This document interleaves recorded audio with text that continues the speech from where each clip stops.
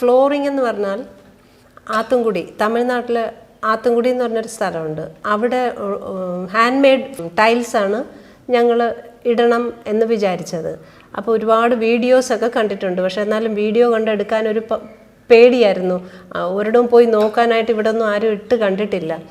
അപ്പം ഞങ്ങൾ അവിടെ പോയി, ആത്തുംകുടിയിൽ പോയി അത് ചെയ്യണത് കണ്ട് അവരോട് സംസാരിച്ച് എത്രത്തോളം ജെനുവിനാണിത്, ഇട്ടാൽ നമ്മുടെ ക്ലൈമറ്റുമായിട്ടൊക്കെ ചേരുവോ ഇതൊക്കെ ചോദിച്ചിട്ടാണ് ഞങ്ങൾ പോയി കളറൊക്കെ സെലക്ട് ചെയ്ത് ഞങ്ങളെല്ലാം ഡിസൈൻ ചെയ്ത്. അപ്പം താഴത്തെ നിലയിൽ ആത്തുംകുടി ടൈലാണ് ഞങ്ങൾ ഇട്ടിരിക്കുന്നത്.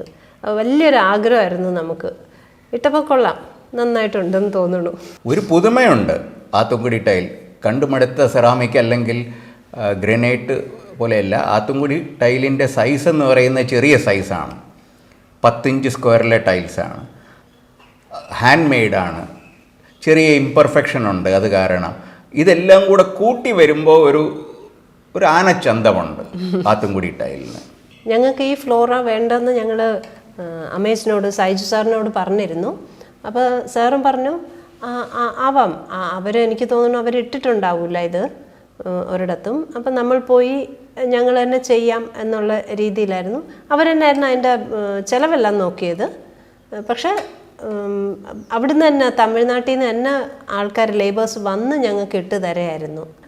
പ്ലസും മൈനസും ഒരുപാടുണ്ട്. അതിൻ്റെ പുറത്ത് കയറാൻ പാടില്ല, കുറേ നാൾ അത് അങ്ങനെ ഇട്ട് വച്ചേക്കണം, പ്ലാസ്റ്റിക് ഇട്ട് വയ്ക്കണം, വളരെ ഡെലിക്കേറ്റ് ആണ് എന്നൊക്കെ പറഞ്ഞിട്ട് കുറേ ബുദ്ധിമുട്ടുകളുണ്ടായിരുന്നു അത് ഇട്ടതിൻ്റെതായ.